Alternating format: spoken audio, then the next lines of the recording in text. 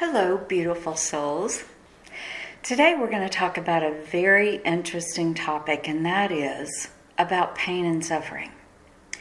And I want to talk to you about some of the questions that I believe all of humanity ask about it. Are we really meant to suffer? Are we really meant to experience pain? Do we really have to go through some of the illnesses and the problems and the predicaments and the issues that we have in this life? And if we do, why do we have to go through them? Why isn't life easier?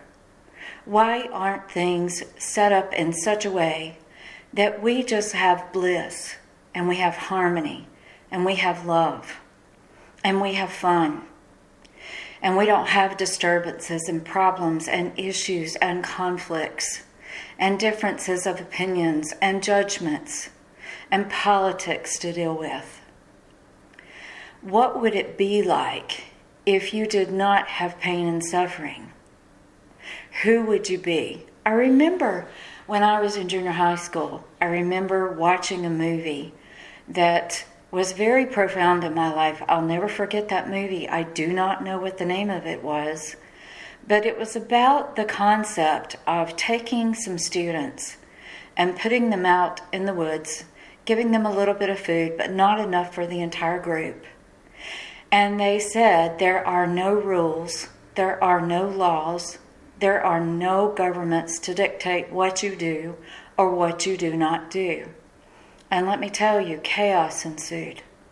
It was a crazy thing, and the adults and the experiment finally had to step in to bring order. So let me just tell you that in this realm, the reason that we go through pain and suffering, the reason that we experience loss, the reason that we have illness, is because of the contrast. Or to the degree that you are not feeling well is to the degree of health that you are desiring. And haven't you noticed that when you've had the flu or you've had a cold or you've had some kind of illness and you have gone through it and you have gotten healed and you have gotten yourself into a healthy space, that you're much more grateful for that kind of health because you went through that predicament? This is really how it is. And this is why this world is set up the way that it is. I'm going to give you some cold, hard truths about why we are here. The simple truth about why we experience pain and suffering and how important it is that we come into this realm to experience pain and suffering, good and bad, right and wrong, basically the dichotomies of life. We are not here to escape it. We are not here to try to ignore, deny, or conceal it. We are here to use it to grow. So I want to talk to you about what it's like when a baby comes in. Because I just had another grandchild be born, and this one is a granddaughter. I have 3 grandsons and now a granddaughter. I was the first human being to touch little Evie and help guide her into this world. And the midwife showed me how to move the shoulder with the ensuing contraction and to help pull Evie out and then hand her to her mother. It was a beautiful sight. And before I touched her, while we were waiting on the contraction to happen so that we could make it easy on Evie to arrive the rest of the way, I was just staring at her head and wondering, because she was blue and I was worried about whether or not she was going to breathe. And then I heard, intuitively, this very familiar voice in my head say, "Tammy, don't worry, she is going to breathe. She has not taken her first breath yet." As soon as the contraction came from my daughter Carrie, and the midwife was showing me how to guide her out, how to twist her shoulder to make it easy on my daughter, did you know little Evie started crying the moment after she took her first breath? I was a witness to what it is like when a baby takes its first breath. And it was beautiful.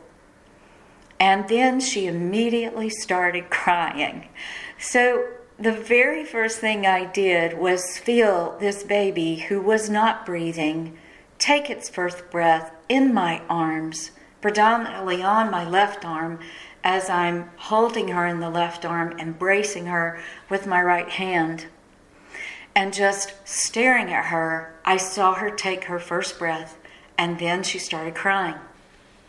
I believe that the reason that we start crying immediately, most of us start crying immediately upon taking our first breath, is because emotionally, psychologically, spirit, because we are all body, mind, and spirit. We have a very difficult time coming in from being in the space in between lives where we are connected to spirit and we are only encapsulated in love. We have our spiritual teams beside us that are here to support us, that are here to guide us, that are here to talk to us. And then the moment that we arrive in this realm and we start feeling the energy, then we start panicking and start crying and start realizing the depth and the magnitude and the difference in the feeling of being here. Did you know that when you are first born, and for a few years, typically between the ages of 5 and 8 years old, you are very attached to spirit? Have you ever heard of children being not diagnosed with finding or having a mate or a friend, a playmate that is not visible to those in the physical realm? Did you know that that is typically their guides and their angels that are communing and communicating with them because the transition is so difficult?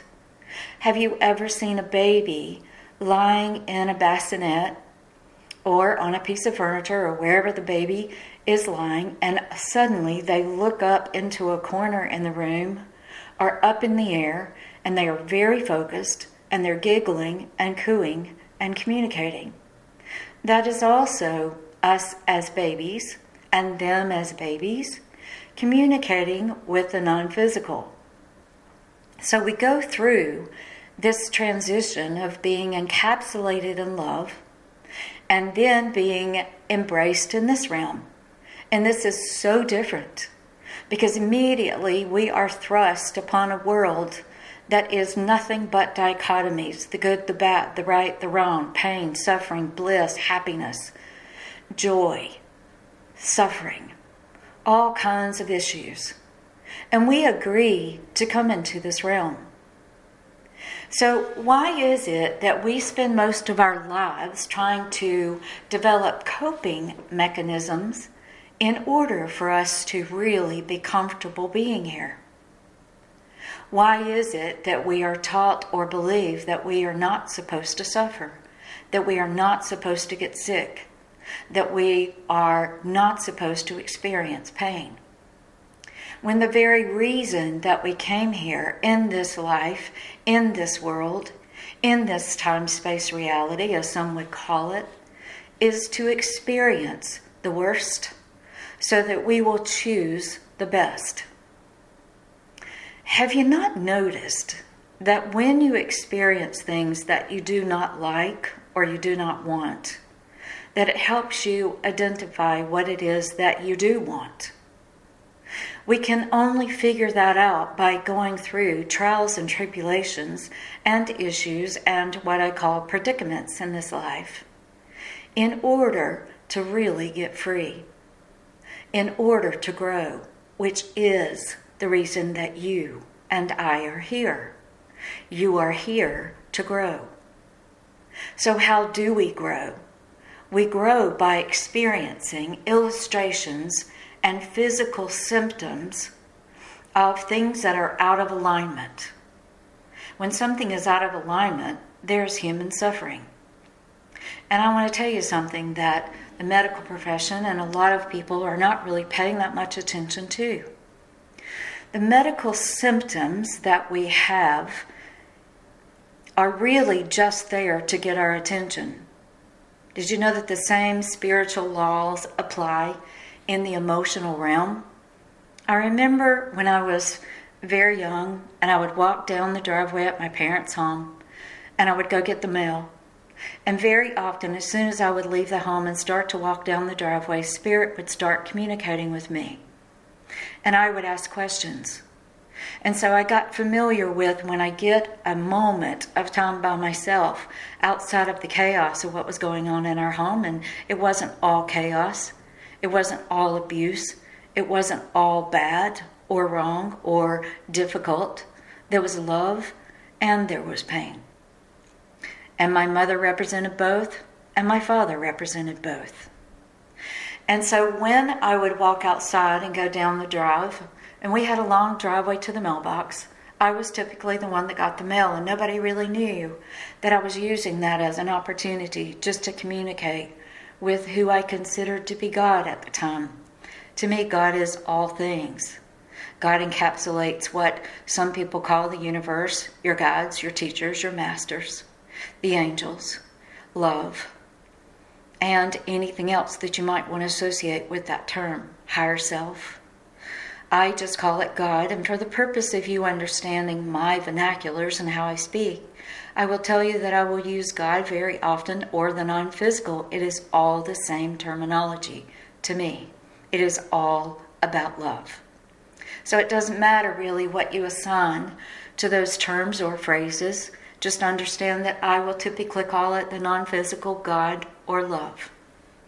So when I walked outside, I immediately started that open communion and communication and getting acquainted with Spirit or God. And I asked this very important question. I said, what is wrong with me? I can't figure out why I feel the way that I feel. I'm not stressed out. I don't have a bunch of issues right now.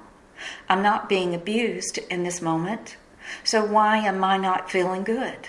Why am I not feeling happy? I can't identify what it is that I am upset about, but I know that something is off. At the young age of 13, when I'm talking to God about this, I had no idea that I was really tapping into that which is out of alignment with me. I had been in a conversation just previous to that, and I had been in a really good mood before I was in that conversation.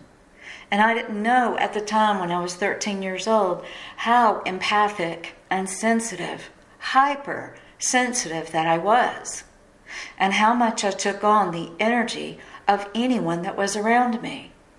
I wasn't mature yet. I didn't know that I could shut that off and just become a witness.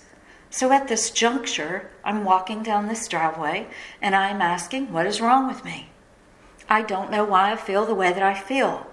And I heard this, and I'm almost quoting this verbatim. And this is a message for you with where you are in life. No matter what you are facing, no matter what you are going through, there are spiritual laws and physical laws that join the spiritual laws, and I'm going to give you one of them because Spirit, God, gave it to me in that instance.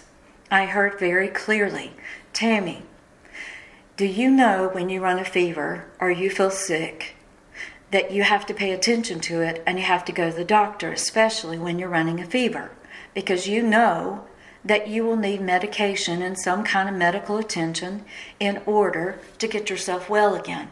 And I said, yes, Lord, I know that.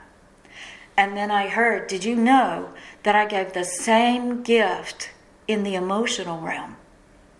Did you know that I gave the same signs and symptoms that when something doesn't feel good, when something feels out of balance, when emotionally you're not in a good place, when emotionally you're troubled or bothered, whether you can put your finger on it or not, whether you can describe it or not, that is my gift to humanity. We set it up this way, you see, Tammy. We set it up to where whenever something is bothering you, then you will know that it is something that you must pay attention to. It's very much like having a virus and needing an antibiotic in order to get yourself well. The virus or the fever is just an indication of a symptom of something that is going on in the physical body.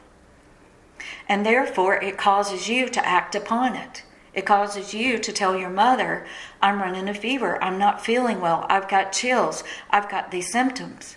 And then your mother takes you to the doctor. In the same way, you as listeners all experience times and spaces where you are uncomfortable emotionally, where things just feel a bit off. Somebody may invite you to do something. You know, I found it interesting when I started really studying. I had a fascination with people who were very, very different from me. And I started studying people who had committed crimes and serial killers and people who were prostitutes. And in my life, I've done a lot of studies at looking at other people and what causes them to get in these levels of degradation. What causes somebody to be a psychopath? What causes someone to be able to do some of the crimes that we hear about that are common in our world today? It is fascinating because it goes in levels. So when God was teaching me this concept about in the emotional realm, there are feelings of discord, disharmony, dis-ease, not feeling good, then you will know that you must find out what is going on in the emotional realm. What caused this? Where was I? And this is something that God did with me personally.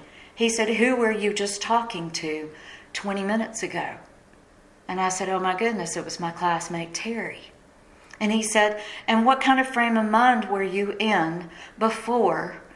And believe it or not, I have these intimate, very purposeful, very exact conversations with Spirit, and I have since I was 11 years old. And I still do it if I want to know something. And if I can do it, you can too.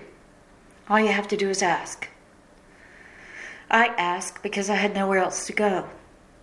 So I asked constantly because that constant companion that I had that was in the non-physical, that familiar voice, that love energy that I used to pick up on all the time and just bathe myself in it, was my constant companion.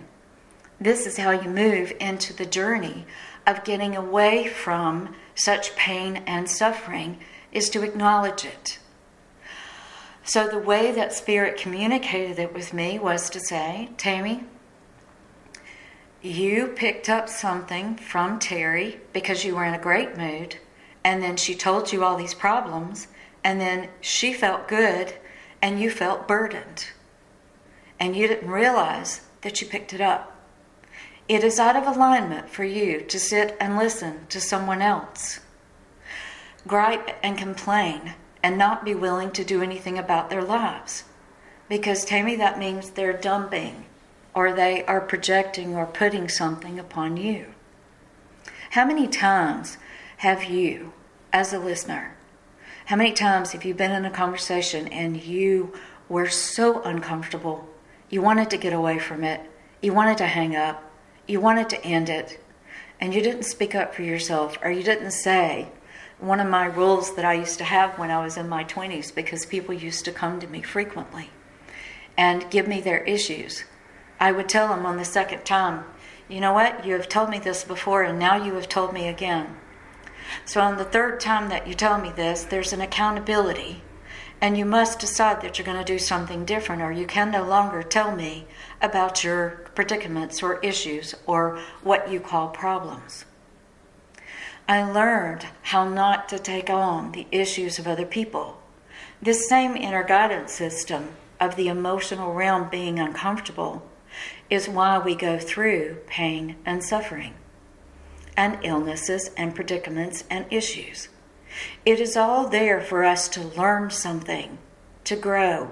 And if you look at this one example of what God was teaching me at the young age of 13 years old, because I am asking what this is, and I trusted that God, Spirit, would tell me what it was, I got the answer, and I got a very succinct and clear way to overcome having that issue again and to be able to move into a better space and to grow.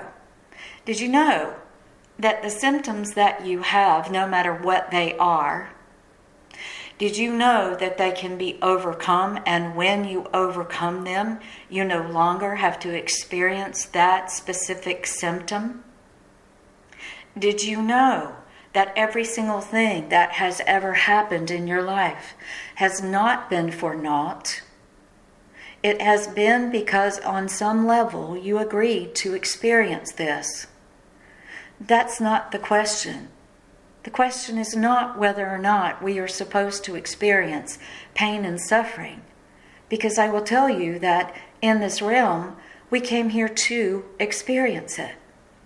We came here to taste it. We came here to be in the mud, so to speak. We came here to be rained on. We came here to experience loss and pain and suffering. That is not the question. The question is why.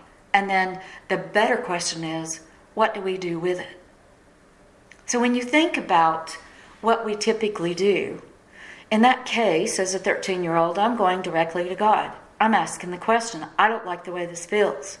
But before I went to God, I was actually thinking before I left outside to go get the mail, I was thinking walking around my house, cleaning up, because that's what I typically would do when I was upset or distraught.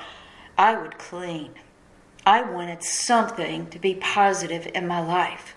So I would clean and manage and clean out drawers and clean out my closet and clean out my sister's drawers and closet. I would do anything I could to make myself feel better. I was doing this at a very young age. What do you do to make yourself feel better instead of addressing it and going straight in and asking the non-physical for help? What is it that you are doing or you have learned as a coping mechanism? Some of you leave when there's an argument instead of facing it or coping with it. Some of you get out of marriages. Some of you get out of relationships. Some of you draw or you paint. Some of you ignore.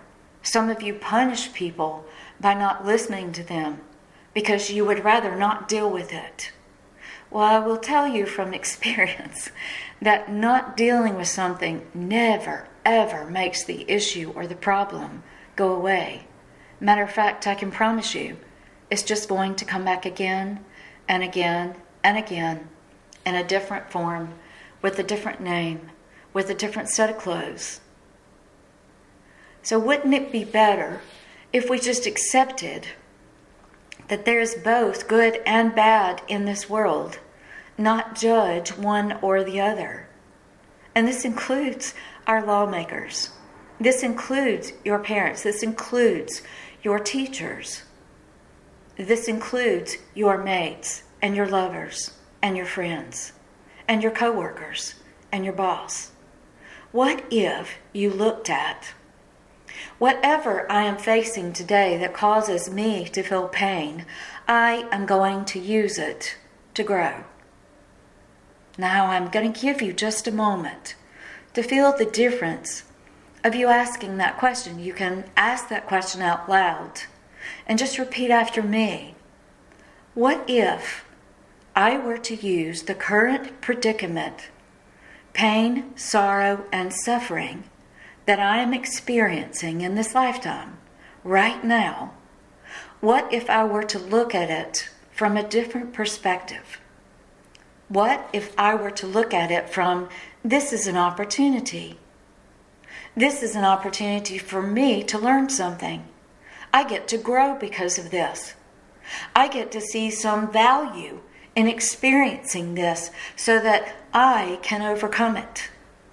And I promise you, in overcoming the world economic system and poverty and being homeless and all of the predicaments that I have put myself into, I did have contracts with God to go through them, but I overcame them all. I can tell you that the rewards of overcoming it, the rewards of facing it, the rewards of being in that mindset that this is not going to take me under, I am empowered and I am going to use it.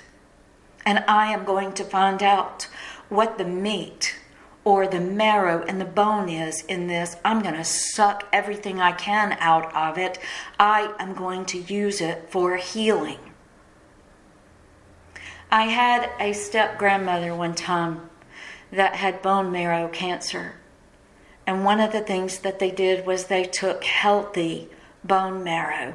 They sucked it out of in between the bones of another being, and they put that healthy bone marrow into her bone. And she got better because of it. Now, eventually, the bone cancer took her life because she lost the will to fight and was tired, and she wanted to go. And when someone wants to go, then that is how it is. They have that right to make that decision. It wasn't that the treatments would work or not.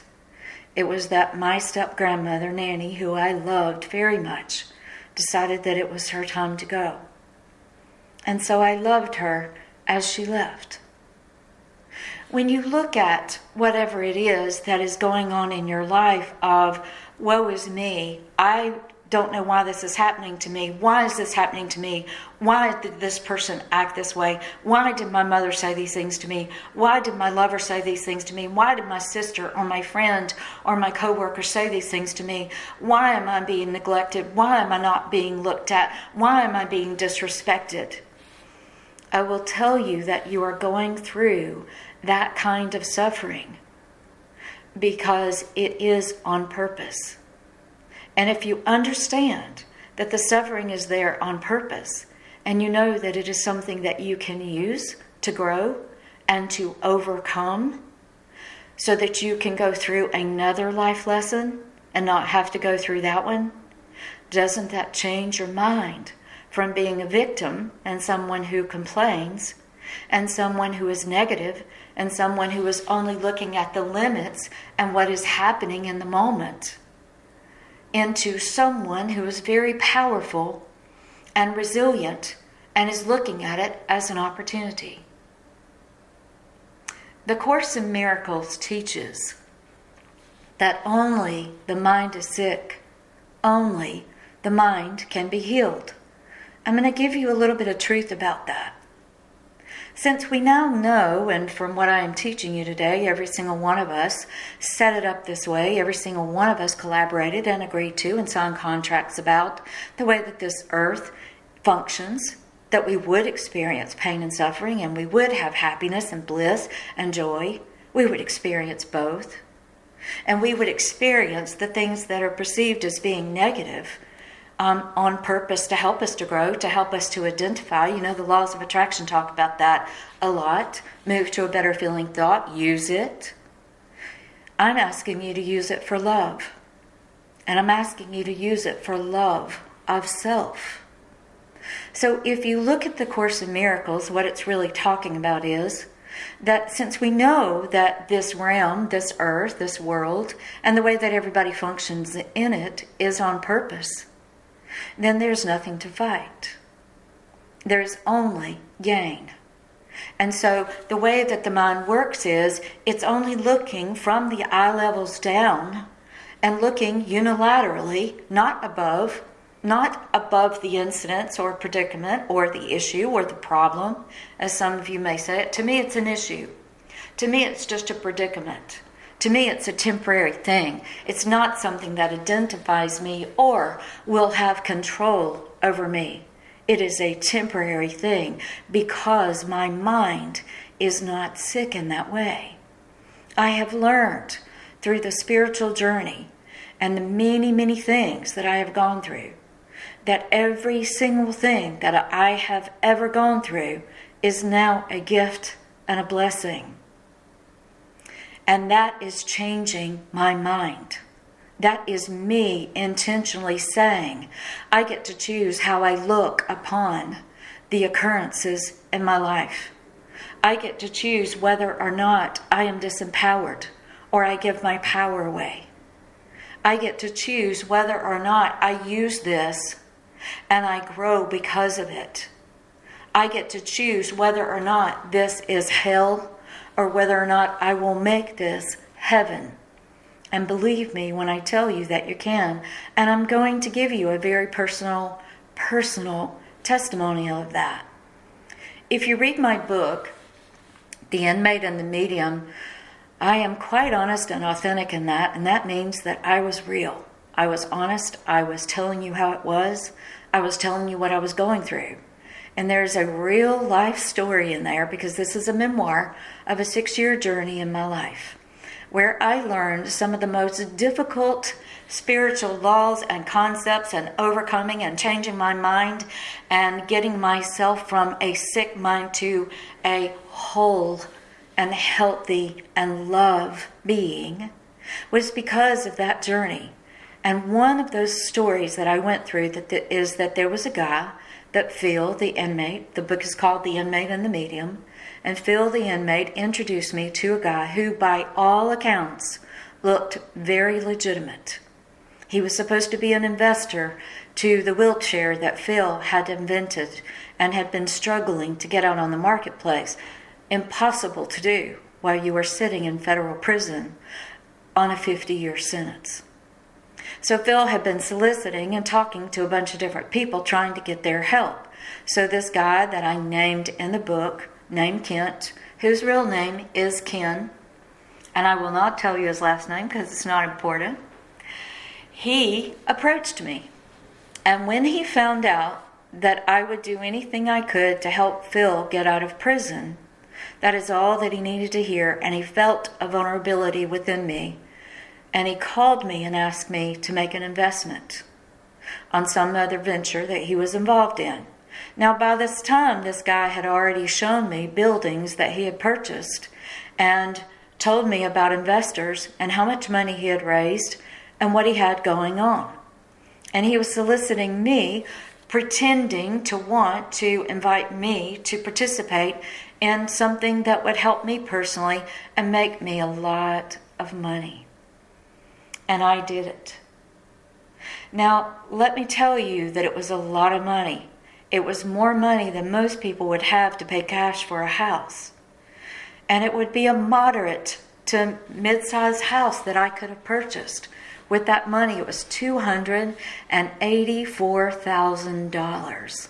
It was every penny that I had. And it was 3 times that he asked me for investments. The last of which, guys, was actually asking me to borrow from credit cards. I had no credit cards. I had no balance on them. I had credit cards, but I had no balance. I almost killed myself because at some point I got into such emotional distress and I was in a loop. And I could not get off of the hamster wheel of constantly looking at the predicament that I had gotten myself into. I felt guilt. I felt blame. I felt shame. I blamed myself. I felt like I was lost. I felt, especially as a medium, as an intuitive, that if I could get caught in a trap like this, then how could I help anybody else? But on the other hand, there would be moments of cognitive knowing, of a spiritual intelligence, where I knew that I had conspired with Ken in order to grow. And that even though this journey that I was going through of being homeless, and let me tell you how bad it was. I didn't know how I was going to be able to buy fuel.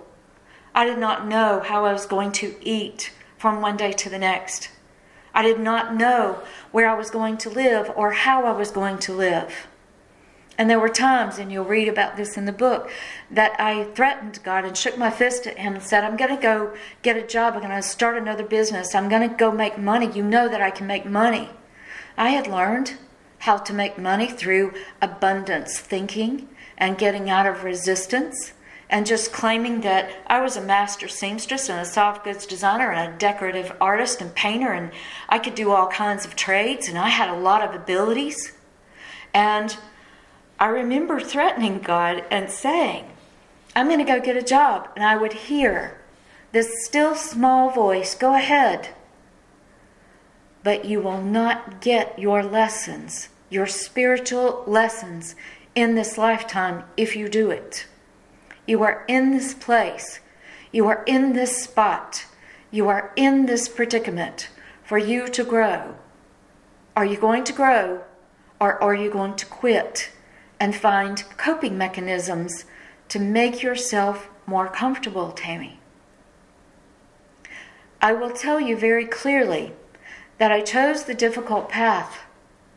I chose to not get a job, which to common mankind thinking would seem as if I was insane, because it does not make sense that if you don't have anything, if you don't know how you're going to feed yourself, and you don't even have any belongings anymore because you've given them away, because you thought that your life was going to be so abundant that you gave your belongings away, except for your kitchen stuff. So I not only didn't have fuel and food, all I had was my car that was paid off, and my clothes and my shoes and my jewelry. My kitchen stuff was being used by somebody else. I didn't even have possession of that. So guys, I'm a really good example of these spiritual laws and these principles, and as I share this with you and my new radio show, as I share this with you, I want you to know I have lived it. I understand these predicaments. I understand loss. I understand the pain and the fear associated with not having enough, with not being enough, with believing that something is inherently wrong with you. Because you wouldn't be making these decisions or putting yourself in these relationships or being abused constantly or whatever it is that is your specific spiritual journey. Now notice how I changed that verbiage from your predicament to your spiritual journey. Every single one of you are on a spiritual journey. Mine? Well, mine is, always has been, and probably always will be dramatic. I learn things in very dramatic ways. I have often told people that to the degree of whatever it is that I came in this life, and this is inclusive for you, whatever it is that I or you came here in this lifetime to overcome is what we have to offer humanity.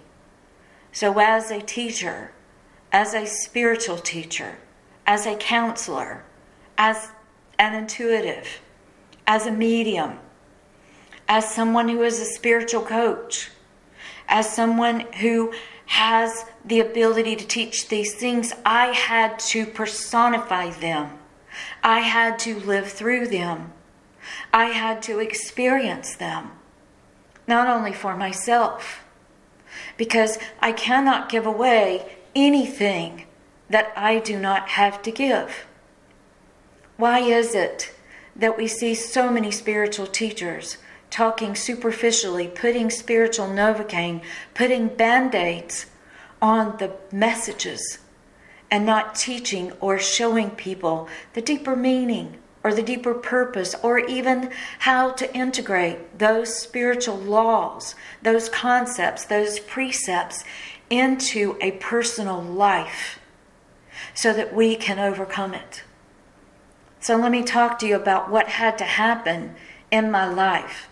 The moment that I decided for sure that I had probably gone as far as I spiritually could go, and that because of that I might as well check out and come back in the next lifetime, which I really didn't want to do, because I've always known that if I don't get it here in this lifetime, I'm going to have to come back and get it in the next lifetime. And with all of the turmoil and abuse and problems and issues that I had already experienced and already overcome, I really did not want to have to go through that again and start from A to Z again, or have to experience traumatic experiences to overcome what I came here to do in this lifetime.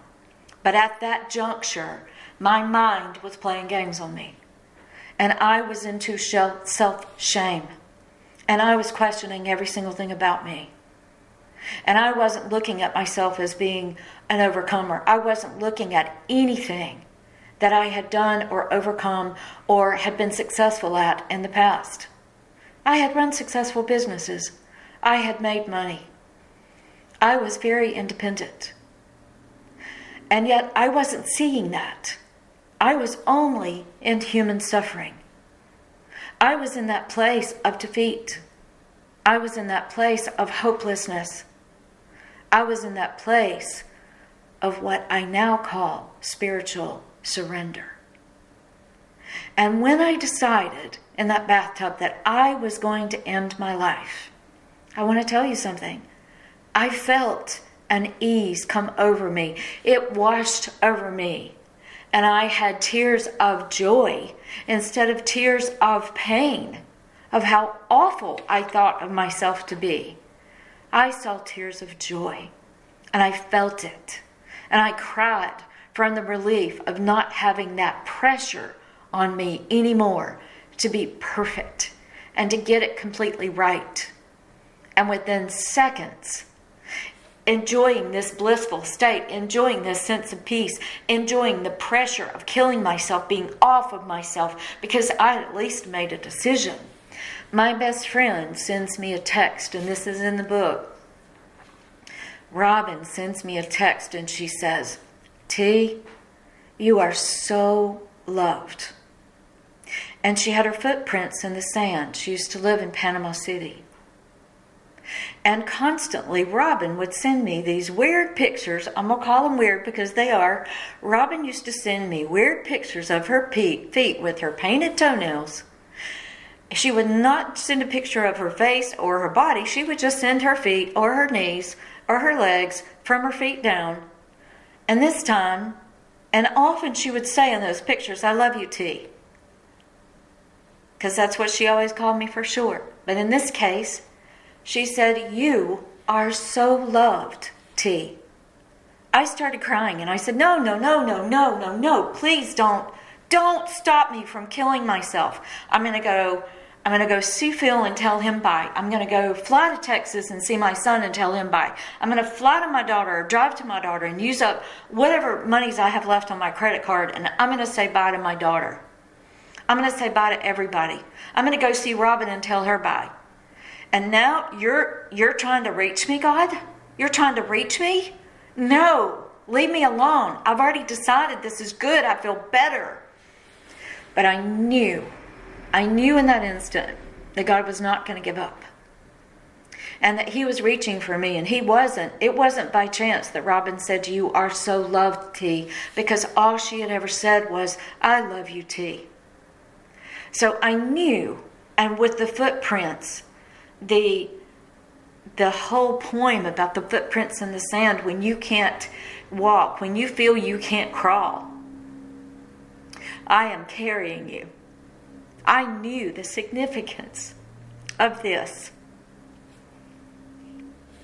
I'm tearing up on you today because the beauty of how intrinsically God reaches for you, how he will touch you in ways that matter only to you. In that one picture, there were so many messages to me, and I knew it. And I cried, and I still held strong to that resolve. And I packed up my suitcase, and I got in my car, and I was going to the hotel that I used to stay in the Villages, because I lived about 2.5 hours away in Flagler Beach. And I was about to drive out of the garage, and all of a sudden Robin sent me a text and said, T, I'm going to wire you money. And I just fell apart, and that broke me. And that is when surrender happened. I want you to know that the more pain that you go through, the closer you get to the catalytic moment, the catalyst, the crescendo, the breakthrough of your surrender to the reason that you are here, which is not to go through pain and suffering repetitiously, but to overcome it. And in that moment, I pulled the car back into the garage. I was halfway out when she sent that text. And my whole body became limp, and I cried. And I went into the house, and I just laid on the sofa, and I cried. And I felt all kinds of emotions. I was angry at God for reaching for me and reaching for me. I was angry that I was going to have to stay here, freaking stay here to get it. It would have been easier to have left. I know you understand this. I know that you understand what I'm talking about. I know that you have had these moments where you didn't think you could go on. What happened in your life? How did God or Spirit reach for you? What happened that the universe did to touch you, to make you feel one little spark of hope? I want to take you past that. And I want you to continue to listen to my show, because I will be teaching so many of these truths to you in tangible ways that you can equate them and use them in your life. And I'm going to be interviewing on the next show one of my really good friends that I met because of my being in alignment, and because of my needing more money, and because of me not having completely overcome things. I asked God for money, and she came in, and we're going to share that story with you on the very next broadcast. So for now, understand that what I did when I was laying on that sofa, I cried my eyes out, which made my body exhausted. Then I fell asleep, and when I woke up, I got on my knees. And I said, okay, for whatever reason, you are conspiring and showing me that you are going to meet my needs, and that I am not going through suffering for naught, and that I can use this. I choose on this day to look at this differently, and this is where the life changes. Instead of being upset at it, instead of blaming myself, instead of feeling guilt, blame, and shame, I really had not so many issues with Ken, because I knew that he was trying to be of service, and I understood the spiritual laws and the concepts of other people in my life being of service to me. So I really wasn't upset at Ken. A part of me was, but nothing in comparison to the degree of shame that I felt, and guilt and blaming of myself. I was smart enough to know that any anger or blame that I had towards Ken was really directed at me, because if you point your index finger at somebody else, you got 3 fingers pointing back at you. And that is really how it is. It is an inside job. So I said to God in that moment, okay, I got it. You're trying to reach me. You want me to move forward. You want me to stay. You're inviting me. I can still choose to commit suicide and not go to hell. Guys, surprise, newsflash. Suicide does not mean that you have self-murder, then that you're going to hell. It just means that you're going to come back again. That's all it means. So I understood that concept too, and I understood that I still had the power to choose. But in that moment, I surrendered to the journey. I surrendered to the spiritual truths. I surrendered to going through whatever else I needed in order to overcome this. And I said, yes, Lord, I will do this. This is why I teach, because I know that every single thing that I have gone through, you have gone through. We are not that different. I am not special. I am not gifted. I am you, and you are me. The only thing I did that was different maybe than where you are in your current situation is that I reached up and above the circumstances that I was living in, and always asked for the higher wisdom. I always asked for the purpose. I always asked for the guidance and the help to get me through it. And in another time, in another broadcast, I will share with you the journey of how I became free of financial burdens and not having enough. And now I'm going through layers of abundance.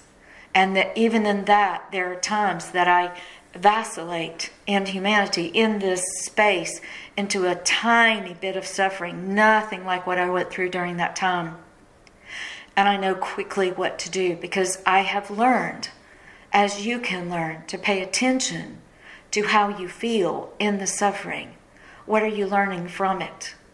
If you are going through something today, one of the best things that I would tell you as a spiritual teacher and mentor is to write down the predicament. Write it out. Acknowledge it. Stop trying to hide it. Stop trying to avoid it. Stop trying to conceal it. Stop trying to look at it as, I got to make myself feel better. I got to make myself feel better. Dive into it. Swim in it. Get into the mud of it. Acknowledge it. Admit it. And be okay with pain and suffering. Because that's the first step to healing and freedom. I have a business coach named Tony Salimi, and one of the things that he spiritually and intuitively picked up on me is that I am an illusion breaker. Not one of the things, but four of the things. I break up people's illusions of what they think is going on and why it is occurring. And this is why I can intuitively dig into lives and tell you what's going on, what happened, what the occurrence was, what was said, remotely view it, everything that I need spiritually in order to give you the details of it. I can feel it, I can see it, I can hear it, I know it. In order to show you the purpose, the spiritual purpose, the reason that you have gone through it, and then guide you gently to healing. So I'm a life educator in that way. I educate you as to why this has occurred. I am a freedom creator. I am someone who creates freedom because, the verse in the Bible about the truth, you shall know the truth, and the truth shall set you free, is real. Did you know that when you know the truth about why something has occurred in your life repetitiously, what your patterns are, or why you went through this thing, it sets you free? This is what I did for myself. I chose again. I acknowledged the predicament that I was in. I owned and accepted responsibility for where I was. I chose again, and I forgave myself and then chose again on that day. And then my path became easier. And Robin wired me money, more money than I needed at the time. And guess what? I have paid her back. Because I have become the freedom alchemist that I needed for myself. And now I am into creating bliss for myself and others. If you understand that human suffering and pain and sorrow and loss and regrets and guilt can all play a role and catapult you to freedom, to abundance, to overcoming, to growth, which is the only reason you are here, you can move into bliss. You can move into freedom. You can move into healing. It is my pleasure to share with you what has occurred in my life and in the lives of my clients. I'm going to be interviewing a bunch of my clients and let them share with you what this journey was like, how hard it was. Let me tell you this. The journey to self-evolvement, to self, the journey home is the journey to you. And the journey to you introduces you to that I am magic presence. You are a magic presence. You are I am. You are spirit, mind, and body. So let's just use the mind and the body to connect with ourselves spiritually. When you connect spiritually, then you are connecting to you are connecting to God and all of the non-physical, and you are also connecting to every other human being on the face of this earth. That is why you are here. That is why you experience the worst, to know and experience the best. It is not a quick pro quo answer. There are some people, as a healer, that I scan the body of and I work with, and they are healed instantaneously, just as you saw what Jesus did in the Bible. There are others that it is a journey for them to complete. I'm working with a cancer patient right now. It is a journey for him. Let me thank you for being here and say namaste. I love you all.